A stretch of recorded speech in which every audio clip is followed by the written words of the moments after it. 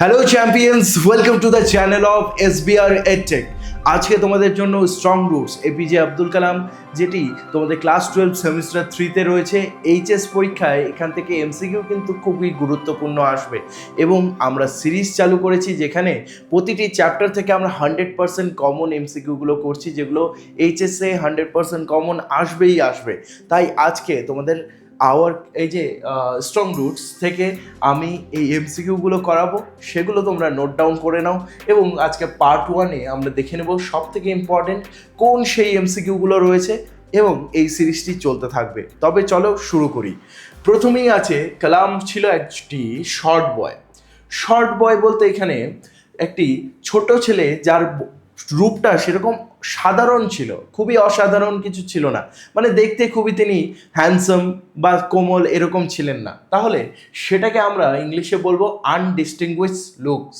তোমরা বইয়ের মধ্যে দেখবে যে প্রথম পেজেই তোমাদের টেক্সটে রয়েছে যে কালাম নিজেকে বলেছে, আমি একজন শর্ট আনডিস্টিংগুইশড বয় ছিলাম, মানে আমি সেরকম দেখতে অসাধারণ টাইপের সুন্দর কিছু ছিলাম না, একদম সাধারণ ছেলে। ওকে, নেক্সট আমরা আসি। এখানে তোমাদের জন্য বাংলা মানে অবধি দেওয়া আছে, যাতে তোমরা নিজে আগেই সলভ করে নিতে পারো আমার ভিডিওটিকে পজ করে করে। তারপর আমি তো অ্যান্সার বলেই দিচ্ছি। কালাম ওয়াজ বর্ন টু, কালাম কোন বাড়িতে বা কোন বাবা মার কাছে জন্ম হয়েছিলেন?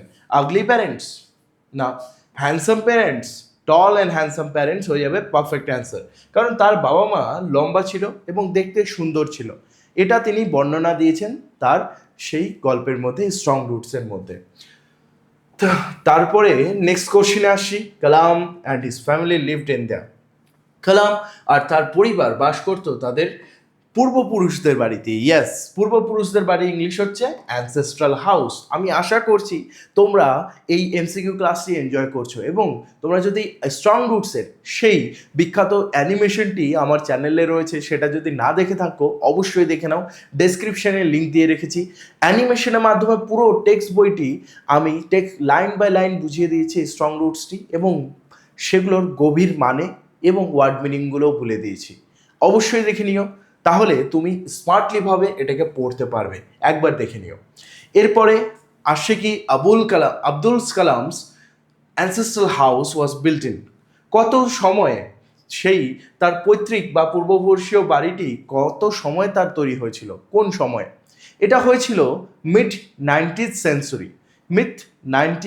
সেঞ্চুরি, মানে 1900 শতকের মধ্যভাগে এটা হয়েছিল, মানে 1800 সাল থেকে 1900 সালের মাঝখানে, মানে 1850 এরকম টাইমে এটা তৈরি হয়েছিল। তো এটা হয়ে যাবে এই অ্যান্সারটি, মিড 90th সেঞ্চুরি।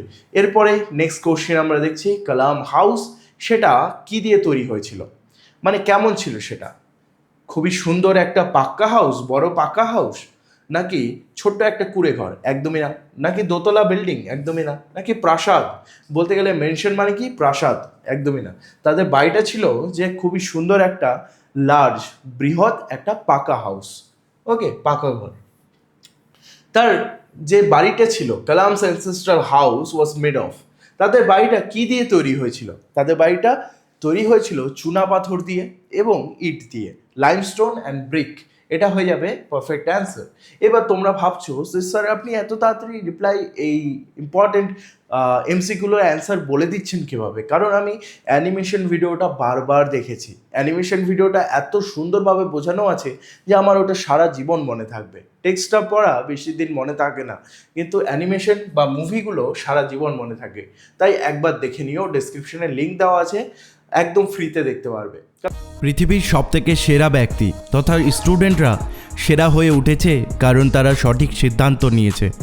এবার সিদ্ধান্ত নেওয়ার পালা তোমার। এবার উচ্চ মাধ্যমিকের প্রিপারেশন হবে সবথেকে সেরা, কারণ SBR EdTech অ্যাপ তোমাদের জন্য নিয়ে এসেছে অ্যানিমেটেড ক্লাসেস, যেখানে কঠিন চ্যাপ্টারগুলো তোমরা অ্যানিমেশনের মাধ্যমে বুঝে নিতে পারবে। সঙ্গে থাকছে লাইভ ক্লাসেস, যেখানে SBR স্যারের সঙ্গে তুমি তোমার ডাউটগুলো সলভ করতে পারবে। লাইভ ক্লাস মিস হলেও কোনো আপত্তি নেই, থাকছে রেকর্ডেড ক্লাসেস, যে কোনো সময় যে কোনো জায়গায় তুমি তোমার ক্লাস করতে পারবে। সাবজেক্ট থাকছে ইংলিশ, বেঙ্গলি, হিস্ট্রি এবং জিওগ্রাফি। প্রতিটি চ্যাপ্টারে থাকছে ডিজিটাল মক টেস্ট, যে কোনো প্রশ্নের উত্তর সহজ করার জন্য থাকছে অ্যানিমেটেড নোট। এছাড়াও ইম্পর্টেন্ট নোটগুলো তুমি ডাউনলোড করতে পারবে এবং প্রিন্ট আউটও করতে পারবে। গ্রামারের জন্য স্পেশাল গ্রামার ক্লাসেস থাকছে। যারা একেবারেই গ্রামার জানো না তাদের জন্য 0 to মাস্টার ক্লাস থাকছে। আর এতেই শেষ নয়, সাজেশন ব্যাচ তোমাদের জন্য পুরোপুরি ফ্রি থাকছে। যদি তুমি তোমার বেস্ট ভার্সন হয়ে উঠতে চাও তবে অবশ্যই SBR EdTech অ্যাপটি আমাদের ডেসক্রিপশন থেকে অথবা প্লে স্টোর থেকে ডাউনলোড করে নাও। এরকম premium animated materials, mock test তথা অ্যানিমেটেড ভিডিওসগুলো তোমার স্কুল তথা তোমার ফ্রেন্ডসের কাছে কারো কাছেই থাকবে না। এটাই তোমার প্লাস পয়েন্ট। তবে অবশ্যই জয়েন করে নাও আলফা ব্যাচটি, যেটি ক্লাস 12 সেমিস্টার 3তে তোমাকে তোমার স্কুল তথা পশ্চিমবঙ্গের সেরা স্টুডেন্টদের মধ্যে একজন করে তুলবে এবং তুমি হয়ে উঠবে তোমার বন্ধু এবং টিচার্সদের মধ্যে সব থেকে favourite student. Kalam's father use to avoid all. কালামের বাবা কি এড়িয়ে চলতেন? গরিব মানুষদের? একদমই না। ধার্মিক জিনিসগুলো? একদমই না। তিনি তো ধার্মিক মানে নামাজ পড়তে যেতেন।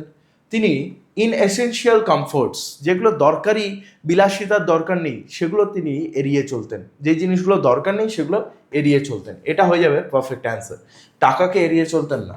ওকে, এরপরে how does APJ Abdul Kalam sum up his childhood in Rameswaram. রামেশ্বরমে তার যে শৈশবটা তিনি কীরকমভাবে দেখিয়েছেন, মানে কেমন ছিল তার শৈশবটা। তিনি কি গরিব থেকে বড়লোক হয়েছেন? একদমই না। তিনি খুব আরামে কাটিয়েছেন? না। তিনি সেই শৈশবকালটা তার ছিল সিকিওর, মানে খুবই সংরক্ষিত, খুব ভালো ছিল এবং ইমোশনালি, মনের দিক থেকে এবং সম্পর্কের দিক থেকে। এটা হয়ে যাবে সি নাম্বারটা অ্যান্সার। ঠিক, খুবই সহজে তুমি এমসিকিউগুলো করতে পারবে এবং এগুলো কমন আসবে। তাই এই ক্লাসগুলো অবশ্যই করো। দ্য নাইট ট্রেনের দেউলির 100% কমন সিরিজটি নিশ্চয়ই দেখেছো। যদি না দেখে থাকো তাহলে আমার ভিডিওতে দেখবে, লেটেস্ট ভিডিওতে দেখতে পাবে, সেগুলো রয়েছে। অথবা প্লে লিস্টের লিঙ্ক দিয়েছি ইংলিশের, সেখানেও তুমি পেয়ে যাবে। আর যদি তুমি চাও যে সমস্ত অ্যানিমেটেড ভিডিওগুলো দেখতে, তো ইউটিউবে ফ্রিলি দেওয়া আছে। নাইট ট্রেনের Deoli, the bet, strong roots, our casualty, Ulysses, riders to the sea এর মতো বড় নাটকটিও অ্যানিমেশন দেওয়া আছে এই চ্যানেলের মধ্যে। আর বাংলাতেও আদরিণী, ধর্ম কবিতা, তার সঙ্গে কবিতা, আর রয়েছে দিগ্বিজয়ের কথা, অ্যানিমেশন দেওয়া আছে, দেখে নিও। চলো next question. Kalam normally ate with. Kalam কার সঙ্গে খেত? আমরা সবাই জানি কালাম তার মায়ের সঙ্গে বসে খেত। তার মায়ের, এই যে এখানে দেখো সি নাম্বারটা হচ্ছে অপশনটা, সি নাম্বারটা হয়ে গেল পারফেক্ট অ্যান্সার। ওকে, এরপরে নেক্সট কোশ্চেনে আসছি আমরা। সে কোথায় বসে খেত? সে তার মায়ের সাথে রান্নাঘরের মেঝেতে বসে খেত। রান্নাঘরের মেঝে বলতে সেই ফ্লোরের কথা বলা হয়েছে, মানে মাটিতে। তো দ্য টেবিল হবে না, এটা হবে the floor of the kitchen.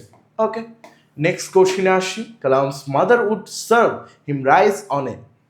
কালামের মা তাকে ভাত দিতেন বা খাবার কিসের উপরে দিতেন? যারা অ্যানিমেশন ভিডিও দেখেছো তারা জানো সেটা কি, কলা পাতার উপরে, বানানা লিফ। তো হয়ে গেল এ নাম্বার, রাইট। নেক্সট, রামেশ্বরম বিখ্যাত ছিল কাদের কাছে? সায়েন্টিস্টদের কাছে, পিলগ্রিমসদের কাছে, ট্যুরিস্টদের কাছে, নাকি পলিটিশিয়ানস? বিজ্ঞানী, শরণার্থী, ভ্রমণার্থী, নাকি নেতাদের কাছে? অবশ্যই শরণার্থী বা যারা ঈশ্বরের পূজা করতে আসতো, ঠিক আছে, পিলগ্রিমস তাদেরকে বলা হয়। কারণ রামেশ্বরমে একটা মন্দির ছিল, তাই না? সেই মন্দিরটা কিসের ছিল? এই যে the temple near the Kalam's house was dedicated to. কালামের বাড়ির ওখানে যে মন্দিরটা ছিল, সেই মন্দিরটা কার মন্দির ছিল? Lord Shiva, Lord Vishnu, Lord Rama, নাকি লর্ড কৃষ্ণা? অবশ্যই লর্ড শিবা। রামেশ্বরমের সেই মন্দিরটি এখনও রয়েছে এবং সেটা খুবই বিখ্যাত একটি মন্দির। ওকে, এটা লর্ড শিবের মন্দির। ওকে, এরপরে আমরা চলে আসছি নেক্সট কোশ্চেনে। The locality where Kalam spend his childhood was predominantly. যেই এলাকায় কালাম তার শৈশব কাটিয়েছিলেন সেই এলাকাটি প্রধানত কোন এলাকা ছিল? মানে কালাম যেই এলাকাতে জন্মেছিলেন সেই এলাকাতে হিন্দু বেশি ছিল, মুসলিম বেশি ছিল, নাকি জৈন বেশি ছিল, নাকি বুদ্ধিস্ট? সেখানে মুসলিমরা বেশি ছিল। তাহলে তাদের পাড়াতে বেশি ছিল মুসলিমরা, কিন্তু হিন্দু এবং মুসলিমরা সেখানে খুবই ভালোবাসার সাথে বন্ধুত্বপূর্ণভাবে তারা বসবাস করত। প্রেয়ার্স যে মস্কে গিয়ে সে পড়তো, মস্ক বলতেই মসজিদের কথা বলা হয়েছে, মসজিদে গিয়ে যে পড়তো সেখানে প্রেয়ার্সগুলো কিসে, কোন ভাষায় পড়তো? পার্সিয়ান, অ্যারাবিক, ফ্রেঞ্চ, নাকি উর্দু? এটা হবে অ্যারাবিক, উর্দু নয় কিন্তু। হ্যাঁ, অনেকের উর্দুতে কনফিউশন থাকতে পারে, কিন্তু সেই প্রেয়ারগুলো পড়া হয় অ্যারাবিকের মধ্যে। এরপরে নেক্সটে আসি, Kalam was totally convinced that the prayer reached.